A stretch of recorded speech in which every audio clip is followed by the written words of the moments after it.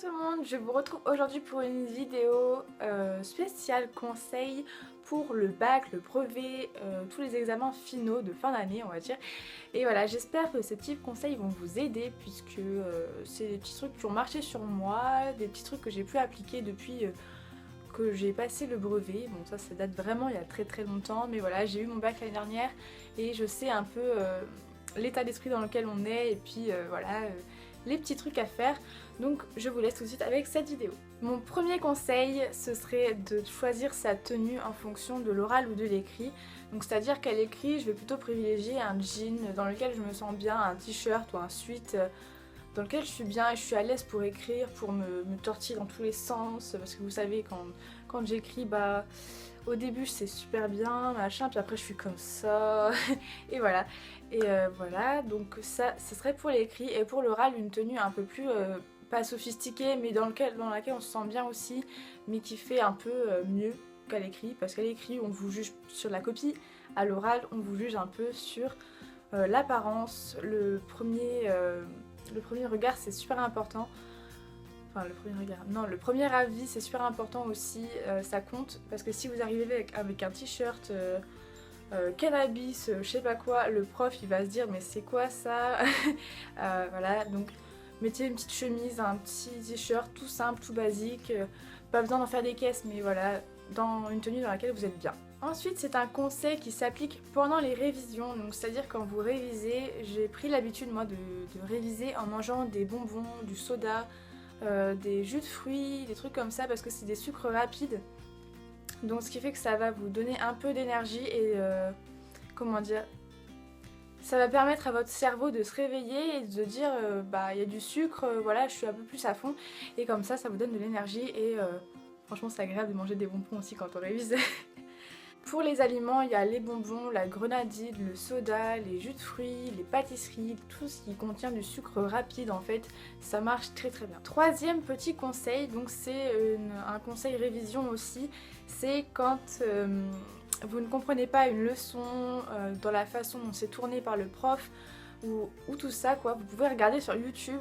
Je sais que c'est ce que je faisais moi quand j'ai fait le bac, enfin quand j'ai passé le bac, j'ai regardé les sujets d'histoire géo, les sujets de philo, les chapitres, tout ça, et ça m'a vraiment bien aidé parce que c'était imagé, il y avait la voix qui parlait et en fait avec l'audio j'écoutais et ça me permettait de retenir beaucoup mieux.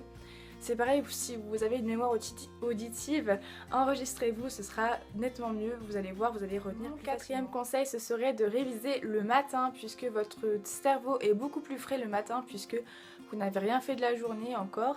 Donc voilà, il se réveille et pendant que vous déjeunez par exemple, ou juste après le déjeuner, avant de prendre votre douche ou les trucs comme ça, prenez-vous une demi-heure, une heure à réviser vos cours.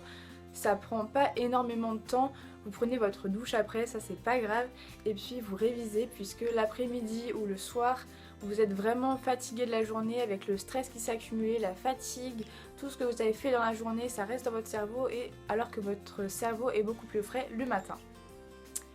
Par contre, le soir, je vous conseille de relire une fois votre cours, enfin pas votre cours en entier, mais vos notes, par exemple les petites notes, les dates clés, les mots clés, les petits trucs comme ça. Votre cerveau va imprimer beaucoup mieux les petits trucs qu'on va lire avant de se coucher. Mon cinquième conseil, ce serait de se coucher tôt en période d'examen. Si vous avez l'habitude de vous coucher à 22h30, couchez-vous à 21h50, 22h. Comme ça, vous serez moins fatigué le matin et ce sera beaucoup plus facile de vous lever, puisque déjà on n'a pas le courage de se lever quand on est stressé, qu'on a mal dormi. Donc voilà, prenez-vous une demi-heure avant pour vous coucher et vous relaxer. Le matin, ça ira beaucoup mieux, je pense. Après, c'est pas garanti hein, pour tout le monde, mais moi je sais que ça marche. Voilà. Le matin de l'examen, prenez des vitamines, un bon petit déjeuner, faites-vous des fruits, un jus d'orange, une bonne tartine, si vous avez une Nutella. Ne vous privez pas, mangez, parce que pendant l'épreuve, si vous avez faim, c'est pas toujours évident, c'est chiant, des fois on n'a pas appris à manger, on n'y pense pas. Et pareil, si vous avez faim pendant l'épreuve, pensez à prendre une barre énergétique, enfin pas énergétique mais une barre de céréales par exemple, ou un petit truc à manger, une boisson, un soda, ça fait du bien. Et voilà, par exemple un truc pétillant, ça réveille aussi, donc voilà, si vous êtes un gros mangeur comme moi, et bah prenez des petits trucs à manger. C'est pas forcément obligé que vous les mangez, mais au moins c'est au cas où vous avez un petit creux. Mon 7e conseil, ce serait pendant l'examen, c'est-à-dire pendant votre brevet, votre bac, vous lisez la première feuille qui a le tout devant. Par exemple, des fois c'est marqué donner tous les numéros des questions, lire attentivement, machin, les trucs comme ça. C'est souvent les petits trucs comme ça qui nous coûtent des points. Et voilà, perdre un point pour pas avoir noté un numéro de question ou des trucs comme ça, c'est vraiment bête. Donc voilà, je vous conseille de bien lire les notices, voilà, les petits trucs comme ça, je sais plus comment on dit.